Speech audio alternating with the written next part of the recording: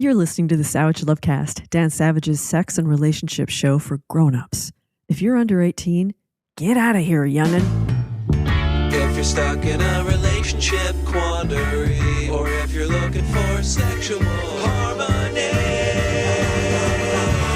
well, there's nothing you can't ask on the Savage Lovecast. Two quick things before we start the show. Thing number one, last week, a few days before Christmas, I was at the pharmacy picking up cold meds and they were playing carols. Now, call me a traditionalist, call me a conservative even, but I don't think they should be playing carols at the pharmacy or in elevators or restaurants or malls until after Thanksgiving. But when I walked into the Walgreens on Monday last week, a few days before Thanksgiving, what did I hear blasting over the sound system? With asses of note, there's Eeyore and Bottom. For too many years, Buddy's all but forgotten. When Christmas is over and New Year's has passed, we celebrate Buddy the Ass. Hey everybody, it's time for the Feast of the Ass. At the Feast of the Ass, we sing this ballad. Then Feast of the Ass has been an important part of the holiday season since last year when we brought it back. It was an actual feast day for centuries before getting dropped from the liturgical calendar and forgotten. But last year, with the help of Savage Lovecast listeners, we gave Feast of the Ass everything a modern holiday needs.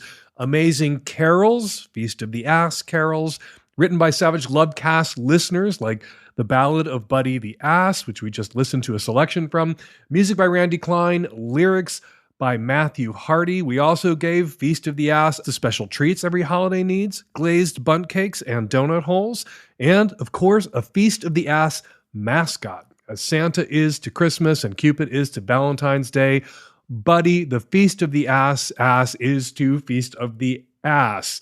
And with all of that, Feast of the Ass was back, baby. But Feast of the Ass, it isn't until January 14th, after Halloween, after Thanksgiving, after Christmas, after Hanukkah, Feast of the Ass bats clean up. And I don't think people should be playing Feast of the Ass carols before December 14th. Feast of the Ass carols like Asses Are for Feasting by Jack Leshner and Andy Monroe. Oh, asses are for feasting, everybody knows. Think of Donkey Buddy, think of Donkey Rose, trekking through the desert, waiting for a treat. Asses are for feasting, let's eat. Or Feast of the Ass carols like Love the Ass by Shirley Noel. Hark the hawing, hear the sound, the holy ass rides into town. Celebrate by going down, now it's time for feasting. Buddy is our donkey muse, he is strong, put him to use. Carries all, no loads refused, now it's time for feasting. Oh my God, you guys, all of you wrote so many great songs for Feast of the Ass last year.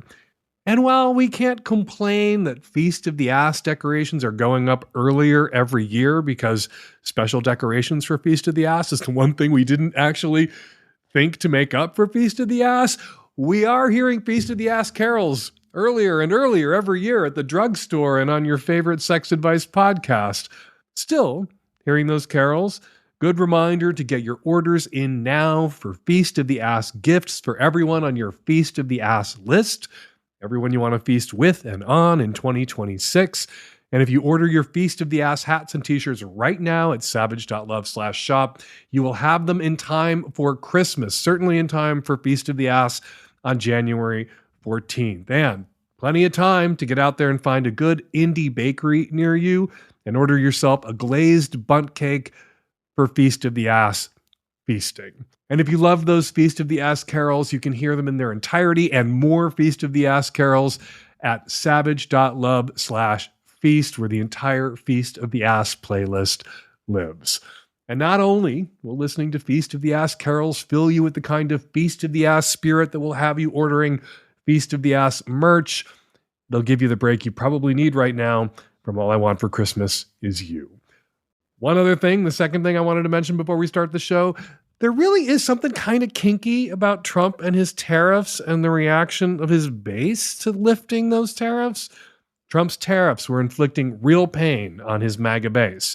They were raising the price of coffee, bananas, beef, and he lifted them. Basically, Trump stopped inflicting the pain he chose to inflict, and his base was ecstatic. Not angry that he started hurting them in the first place, but grateful, effusively, gushingly, subserviently grateful that he stopped hurting them.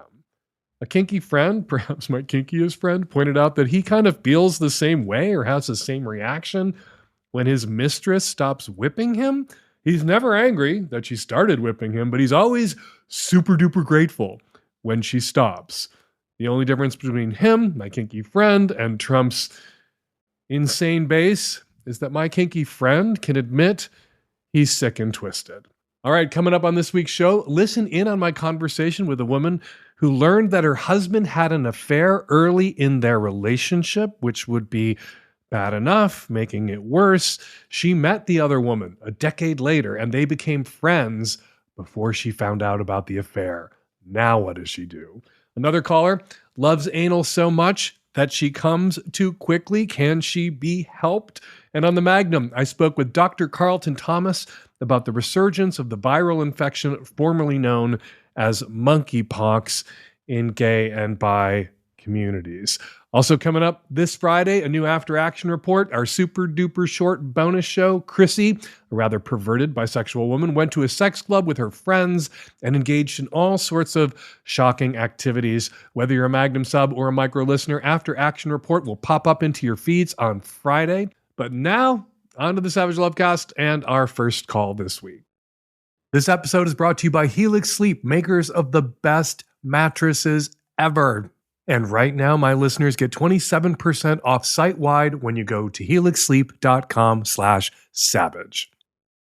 This episode is brought to you by Blue Land. Going eco has never been easier. Revolutionary refillable cleaning essentials that eliminate single-use plastics and radically reduce the carbon footprint of the cleaning agents, cleaning lotions, potions, detergents you use in your home. And right now you can get 30% off your first order by going to blueland.com/savage. This episode is brought to you by Overload by Maxim, supplements that leave a lasting impression in the bedroom. For a discount, go to maxim.com/savage. That's maxxm.com/savage. Hi, Dan. 37-year-old bi female here who just loves anal so much that when my husband and I are getting into it and we're like leading in that direction, I find myself that I just get so turned on. I just get wildly turned on, and I'm trying to like learn to stretch that out, because the thing is, I just often come so quickly, sometimes even just talking about it, but typically quite quickly once he's actually like in my butt. But when I come, I want him the fuck out of there as quickly as possible, which is very disappointing for both of us because we're both enjoying it so much. So my question is, how do I learn to like stretch out that super hot anal runway? You can make that anal runway if just the anticipation of anal sex or talking with your partner about anal sex sometimes makes you come. And the minute you come, you're done with the butt stuff. You are one of those women, I guess, who's a one and done comer like many men. So I can't recommend anal foreplay to you. I can't recommend that you use a toy like a butt plug, which is a set it and forget it kind of butt toy that makes you feel full but doesn't fuck you. I feel like I can't recommend those things, or a long rimming session while you talk dirty about the butt stuff or think about the butt stuff you're about to do, or the getting butt fucked that's about to happen to you.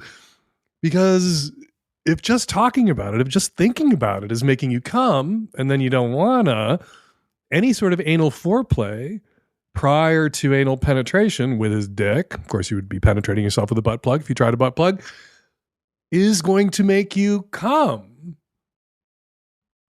So I guess I would ask, can you come more than once? If you can, maybe you do anal foreplay, have him eat your ass, put a butt plug in, you talk about it, come, catch your breath work back up again to a second orgasm. Maybe your second orgasms take a little longer, although many women that I've spoken to, their second, third, fourth orgasms come faster. But maybe if you have more male pattern arousal, climax, point of an orgasmic inevitability patterns, maybe your second one is a little delayed. And if you can ramp back up, you could enjoy anal a little bit longer before you come. But this may be just how your butt works. Just like with a caller I recently spoke to, getting herself off with her own hand was just how her orgasms worked. I've been with lots of guys. I have fucked lots of men. And some of them, you can keep fucking them after they've come.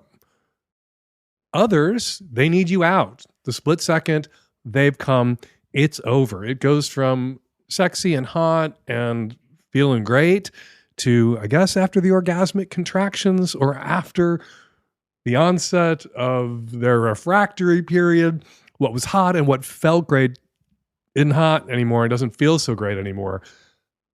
But I would recommend to you something that I've tried with guys that I topped, where if they came before I did, and this would be perhaps a tip, a recommendation for your partner who's penetrating you.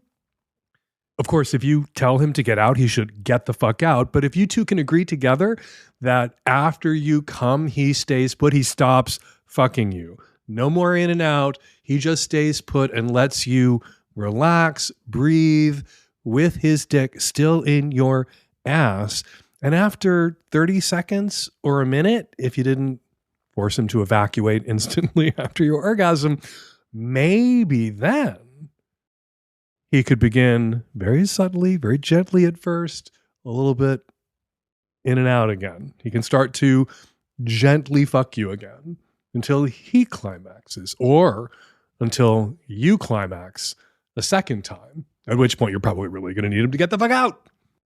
This episode of the Savage Lovecast is brought to you by Helix Sleep. I don't like to brag, but there are many out there who can confirm that we are wonderful, considerate hosts. What's our secret? When we have overnight guests, we tuck them into the Helix Sleep mattress in our guest room. With Helix, you take a sleep quiz that makes buying a mattress easy. It matches you with the perfect mattress based on your personal preferences and sleep needs. We, at our place, have the Midnight Luxe model, and I love it so much. So does my husband. So do our very special guest stars. Helix delivers your mattress right to your door with free shipping in the US, and they offer seamless returns and exchanges.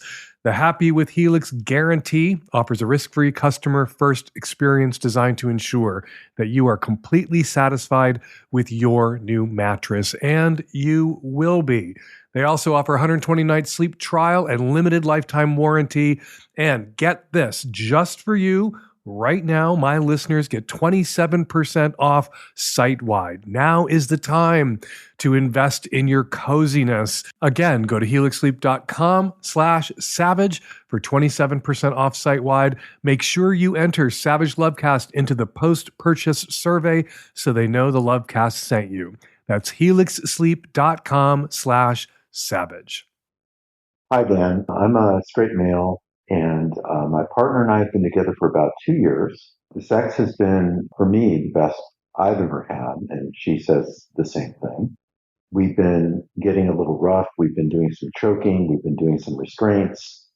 And we've talked about BDSM, but neither one of us has ever done anything like that before. And we're the type of people who like to have some guidance, like a manual or a video or some content for beginners to get started. And most of the content that I've looked at is a little bit overwhelming.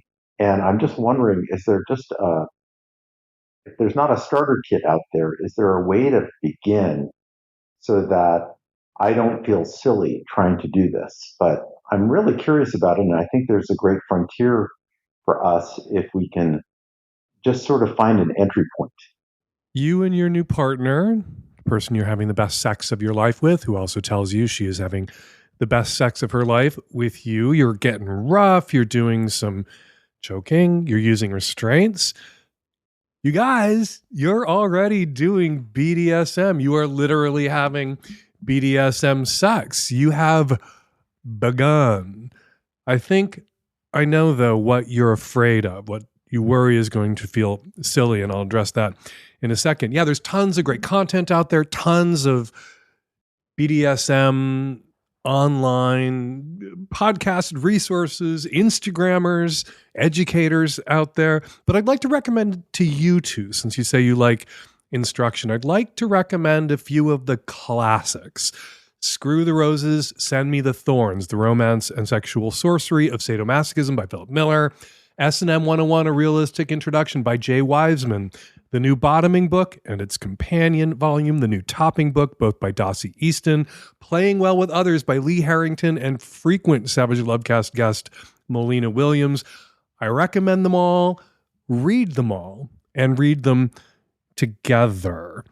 All right, you worry that you're going to feel silly.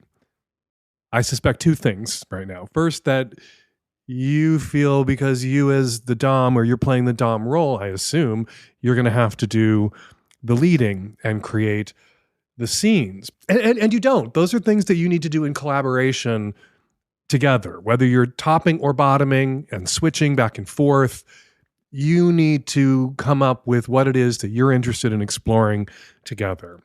And if you're already doing rough and choking, and oh my God, the experts would tell you not too much or no choking at all, and you're using restraints, you're having BDSM sex already. Maybe it's light BDSM, maybe it's mild, maybe you're using silk scarves and not scary looking leather wrist and ankle restraints, but you are doing kink together and exploring it together. And if it's working for you right now, you're doing it right. There's more you could do, more different kinds of kink you could explore, more elaborate scenes or role play, if you're interested in role play, that you can explore. And all of the books I recommended to you go into that. Deep dives on all of that. It was my experience, though, of kink when I first had my first big varsity level kinky experiences, that I had this idea, this misconception, that if you were doing kink, you had to shift into role play. And I'm a terrible actor. I am bad at role play, which is something I learned getting my degree in theater. I'm not an actor. And I was anxious about kink because I felt like I had to act. And I said to one of my first kinky boyfriends, and thank God he came into my life and my mouth and my ass, I said, when we were just starting to do kink, am I supposed to be the slave and you're the master? Am I the recruit and you're the drill sergeant?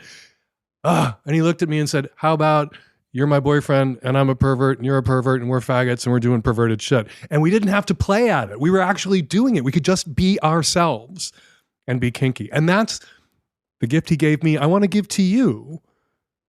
You're less inclined to feel silly if you aren't adding roles and a pretense on top of the varsity level kinks that you're beginning to explore together. Once you have some confidence in your skill sets that you can develop by tapping into those online influencers, following the right Instagram accounts, or reading all of those books that I recommended to you, particularly Playing Well with Others. I think it's really terrific. Once you are comfortable with those kink activities, with your skill sets, and you find what works for you and works for your partner, hopefully you find some things other than fucking choking, which is dangerous, then you can layer on a little role play if role play is something that you're interested in. But don't take on top of doing the kink, having to pretend. Reality is sexier. If she's topping you, the person that she is topping you. You are submitting to her. And if you're topping her, she is submitting to you, the person that you are. And it's an authentic part of yourself, and you don't need to have some superhero character you are instead, some superhero kink character you are instead. You don't have to take on the anxiety of playing a part while you're playing. My recommendation to you as you just begin to explore kink is just play. Don't role play. All I want for Christmas is Less plastic? Seriously, there is so much unnecessary plastic in our lives, and it drives me crazy. That's why I'm so glad to have Blueland on the show and in my house, especially during the holidays when most of us spend more time cooking, hosting, cleaning, and cozying up indoors. Blueland products meet the highest standard of clean. They're effective yet gentle on people and the planet. In fact, Blueland was named an EPA Safer Choice Partner of the Year. From cleaning sprays and toilet bowl cleanser to dishwasher and laundry detergent tablets, Blueland's formulas are 100% microplastic free, made with certified clean ingredients, free from chlorine, bleach, and harsh chemicals, which makes Blueland products safe to use around my family and my pets. You will love not having to choose between the safe option and what actually gets your home clean. At my house, we're all fans of Blueland's dishwasher tablets. They're proven to perform on baked-on, burnt-on stains. No rinse aid needed. They work and they are easy to use. To stock up on sustainable cleaning products for yourself or to give a beautiful sustainable gift to your friends and family this holiday season, go to blueland.com/savage and save up to 30% during Blueland's holiday sale. Don't wait, they only do this once a year. That's 30% off during Blueland's holiday sale by going to blueland.com/savage. Blueland.com/savage for 30% off. Hi, Dan. I'm 32, queer, cis woman, married to a man who I've been with for coming up on 10 years. We're going to celebrate 10 years in January, and we have a 10-month-old son. I found out earlier this week that my husband cheated on me. And it was 9 years ago when he was 25 in our first year of dating and the peak of his addiction. He decided he was going to take it to the grave and get sober and never do it again. And I think that would have worked out well, except for that the person he slept with, who I think may or may not know that he was cheating on his partner at the time, lives in town. And turns out we just got introduced to her through a mom's group. She lives down the street from us. Our kids are about the same age. We have a bunch of mutual friends. People have been telling me for months that I should meet her. I'm going to like her. And that prompted my husband to tell me about the incident. So I'm still processing a lot of my hurt and disappointment with him, and just kind of, I don't know, it reframes the way I think about things. I probably would have left him if I had known this, and now, I have a baby with this person. So it's just a crazy moment, but I also have a lot of empathy for him being in the peak of his addiction, and he got sober after that. So it's really hard for me to weigh my reaction and understand what I'm feeling and how I can make sure this doesn't happen again. And I've told him, do you want an open relationship? Do you want to be able to see other people? Do we need to talk about that? I'm happy to talk about that. And he doesn't want to. So I'm in this position now where I got to figure out how I'm going to interact with this mom. I'm going to see her at a birthday party in a couple weeks. I don't know if I should go up and say, hey, I heard you've met my husband before. I'm hoping it was a positive sexual encounter between them and not something where she's thinking there's that gross guy. I don't know. I really don't know. I'm all jumbled up. I feel like sometimes when I talk to other people, they care a lot more about the cheating than I do. I'm really proud of him for telling the truth and giving me the heads up before I potentially spent time with her and made friends with her and found out some other awful way. So I don't know. It's really complicated. I would love your take. Hey, thank you for jumping on with me. It is always nice to meet a longtime listener, but usually when I meet one, it's because something really bad has just happened to them. So I am sorry that we're meeting at this bad time for you, but it is always nice to meet a longtime listener. Thank you for coming on the show. Thanks for having me.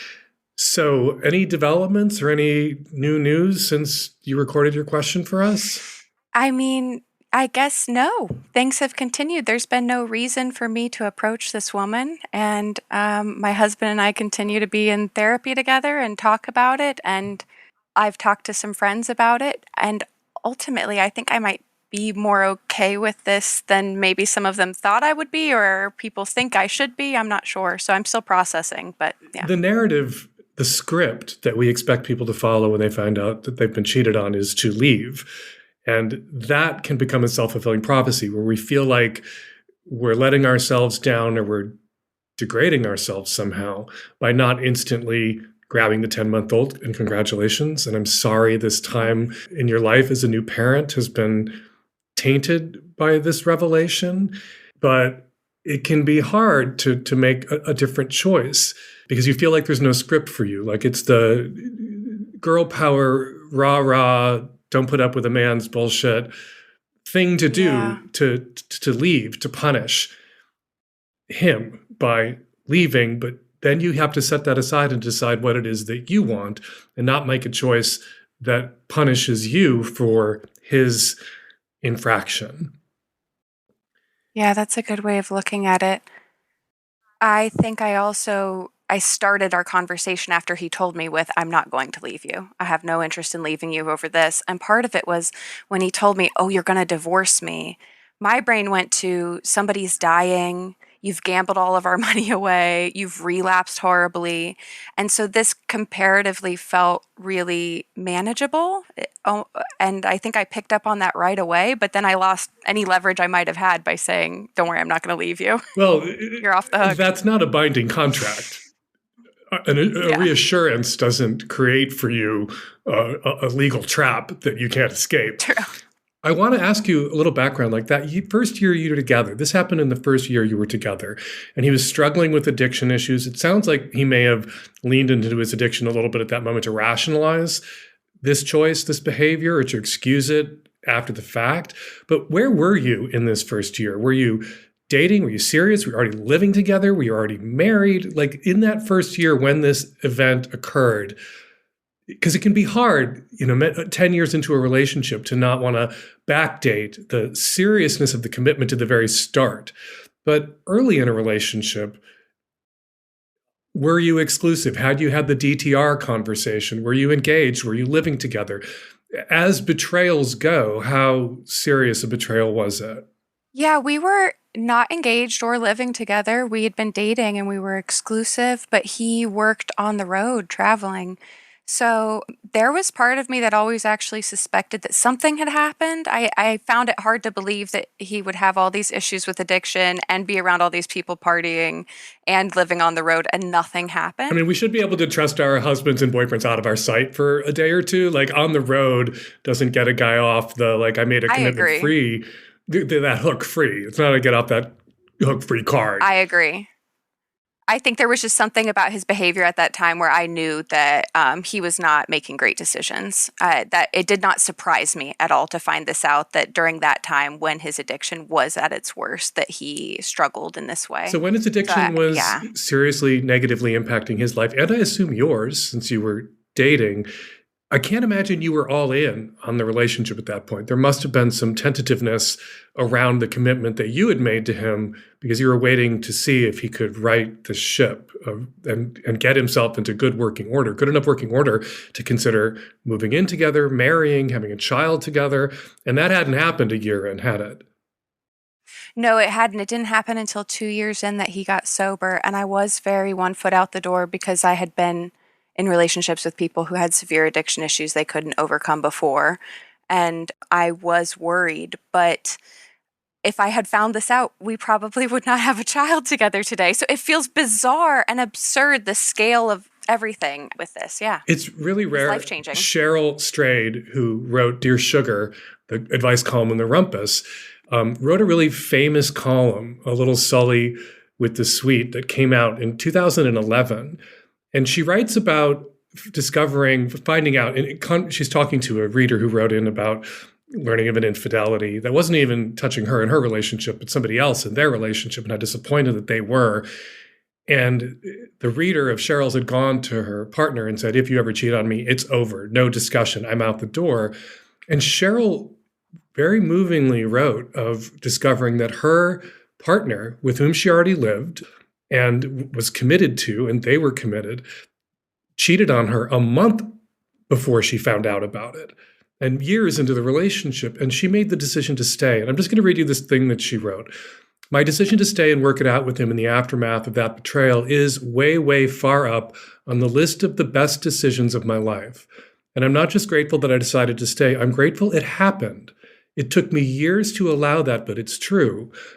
The discovery of the affair opened a conversation about sex and desire and commitment that we are still having. A year into a relationship with somebody who's struggling with addiction issues, or 2 years into that relationship with somebody who's struggling with addiction issues where you could stay or go, I probably would have went too, right? If somebody had cheated on me under those conditions. 10 years in, and I hope you guys are having a really honest, all cards on the table, no more secrets kind of talk with your therapist. And there have been no other betrayals. And you look at your child and your history together, the home you have built together, and part of you must feel like, okay, trapped. I can't leave. I would have to burn this all down to go. And sometimes I think, as like a survivor of a 30-year relationship that I'm still in, that there have been moments where we wanted to go, either or both of us. And the kid, the house, the how knit together our lives were, gave us pause.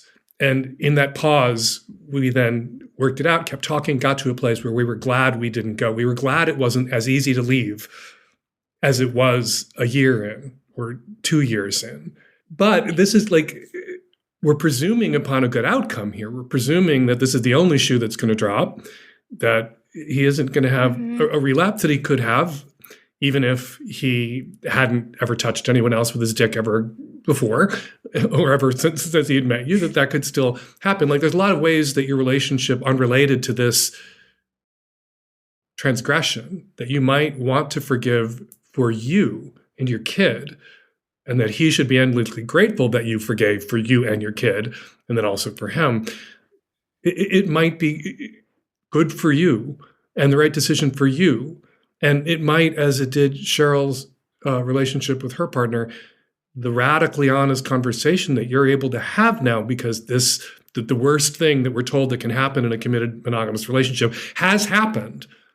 Yeah. Right? It feels very anticlimactic because I think that it has already been a good thing. And that was kind of uncomfortable immediately, because it was a good thing in that this person who I love, who's carried around so much shame that I think has affected our sex life too, now has this thing out of the way.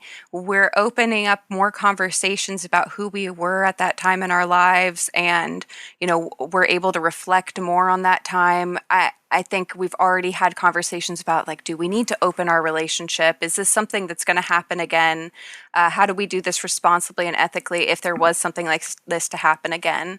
And so I think for me, it's really easy to separate his decision-making at 25 versus his decision-making at 35 as an adult, like a more formed adult who seems to be making far better decisions by informing me that this woman I interact with regularly is someone he's had sex with. So you are interacting with this woman regularly?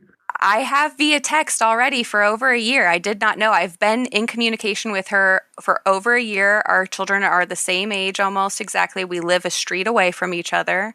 It is just a very small world. But you haven't talked about this yet, have you? We have not, and she has not approached me, and I don't think I want to approach her. I have no sense of even if she recognized us or recognized him, or if she put the pieces together. That's honestly been a more difficult piece of this. Oh my God, this is so, I literally do not know what to tell you to do. It could be that she didn't recognize you and you could avoid making things more awkward and making this feel more conspicuous or like a bigger thing than it already is. Like, it's a huge thing. And just like bringing a third party's eyes onto it and perceiving how you're perceived can like magnify these feelings in a strange kind of reverse double backflip way. And yet, if she's walking around thinking, oh my God, I have a secret I have to keep for this guy, and if she's feeling nothing but a kind of pity for you, you don't want to be pitied by this woman. No. I presume. And so all I can do in a case like this, because there's like, she could have forgotten. Maybe she was an addict too at the time and doesn't remember who she fucked, what drunk, fucking drugged out, fucked up guy she fucked on the road when she was on the road.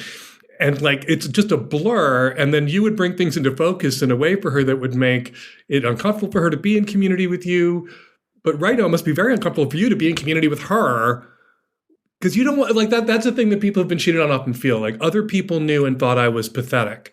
And that's humiliating. Yes. That is the part that bugs me, is the idea that she may have put it together a year ago when she saw my name, because they had followed each other on social media. So she presumably could have seen pictures of me before and after. So she might have put something together. I don't know how, open-minded she might be about our situation, but I'm worried that she saw my name a year ago and has been sitting on this and feels uncomfortable. But also, yeah, I don't know how to relieve her of that. Well, it's not your responsibility to relieve her of it. Again, this is an instance where I think you need to make the choice that's right for you. And then maybe that, the choice that's right for you about staying, your husband will be grateful and will benefit from that choice that was right for you, and hopefully be the right choice for him too, and for your kid. And I think that same kind of standard applies here. What's the choice that's right for you around what you say or don't say? Because this is yours. This is your lived experience. And I think if I were in your shoes, I would go to her and just say, it was a long time ago. It doesn't have to be weird. I apologize if you didn't even remember this, and now you have to sit with the acknowledgement of it or the reminder of it. But I just want you to know, we're working it out, and I bear you no ill will, and we never have to talk about this again, and we can stuff it down the fucking memory hole, and it doesn't have to be the basis of our relationship, and blah, blah, blah. But I just thought you should know that I know, and that obviously I'm not taking it out on you. I haven't been cold to you, and I just don't want you to worry that I'm about to find out and then come for you. Yeah, I think if we're in the same circles again too, I'm going to intentionally not have my husband come so that she might feel more comfortable talking to me. She is not going to initiate that conversation.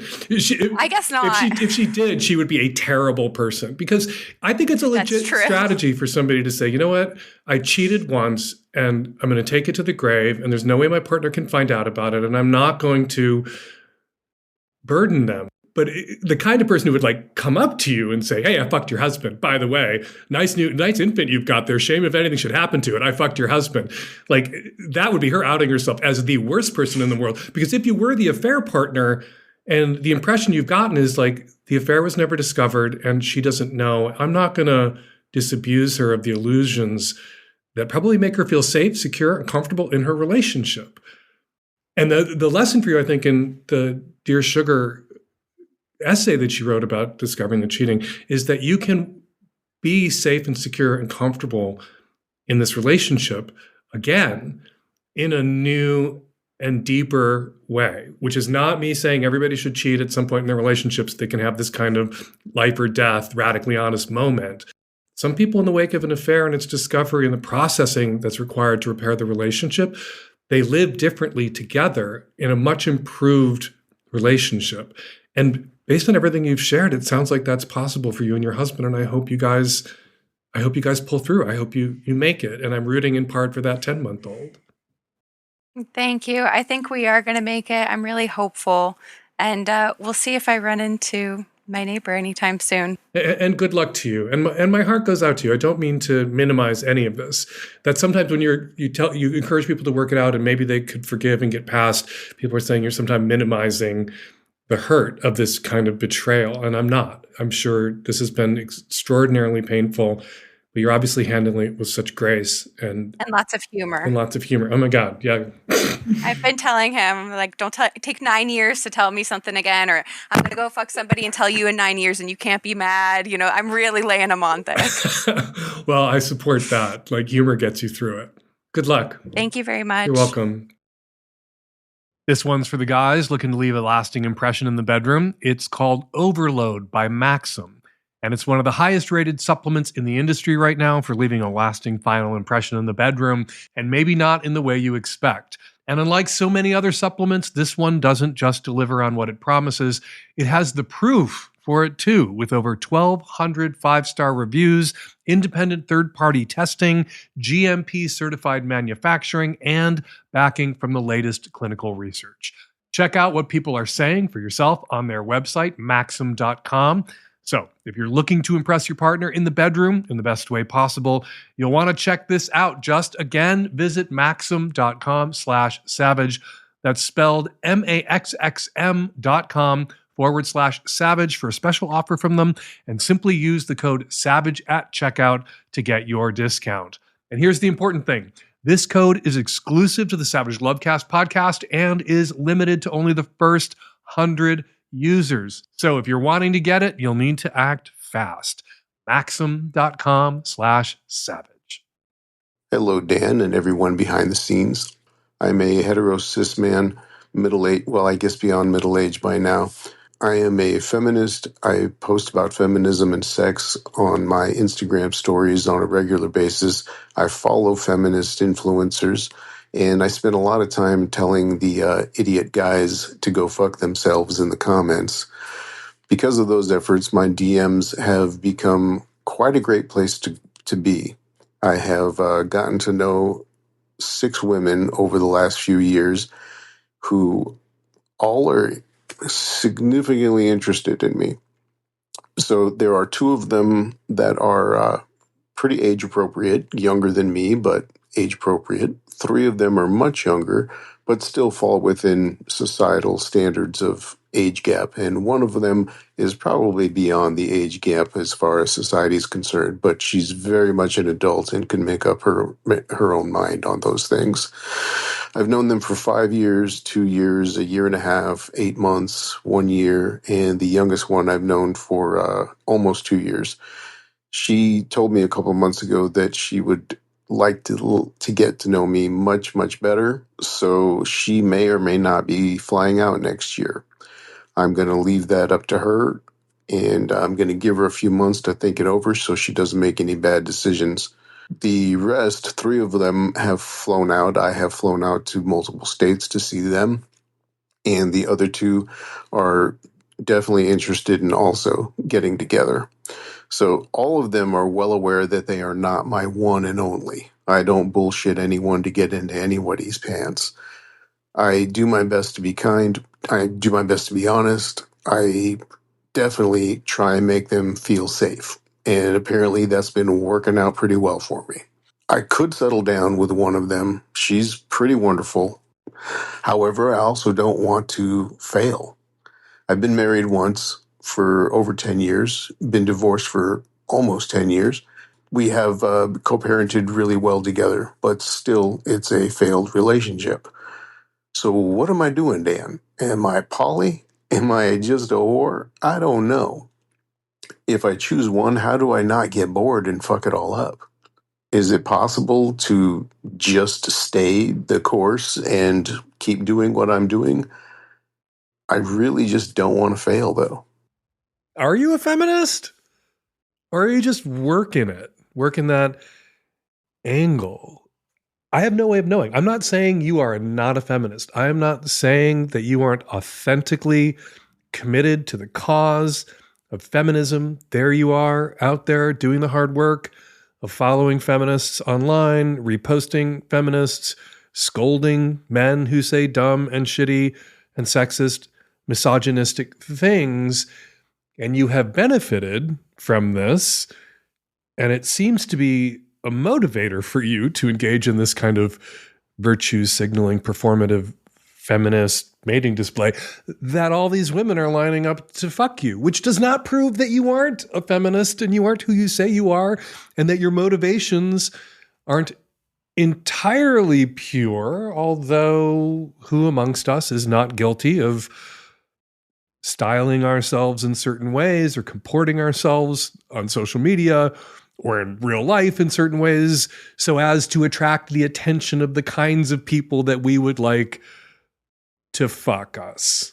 So I'm not saying that just because you've collected or attracted the attention of all of these women who follow you, who may have a better impression of who you are than I do after just listening to that quick call, I'm not saying that that proves you're just white knighting. I'm not saying that proves that this is inauthentic of you or just an act, a good guy, I'm one of the good guys act so that you can get all the pussy. It's a fine thing to want to have multiple sex partners. It's a fine thing to want to be poly. It's a fine thing to know yourself well enough to know that you don't want another committed relationship. You don't want to pick one partner. But I guess listening to your call made me worry or think or suspect that you're, boil you down in a pot, and is the essence just a cliche straight guy with commitment issues, but you got there in a really roundabout way, and you've dumped a lot of pumpkin spice into that pot in the form of feminist posturing and virtue signaling to mask for just being another cliche straight guy with commitment issues. But you floated being with one person, this bisexual woman who would be open to poly, open to a throuple. A throuple is a commitment, so maybe you don't have commitment issues. It's just a different kind of commitment that you want. And yeah, you were married for 10 years, you divorced, it was 10 years ago.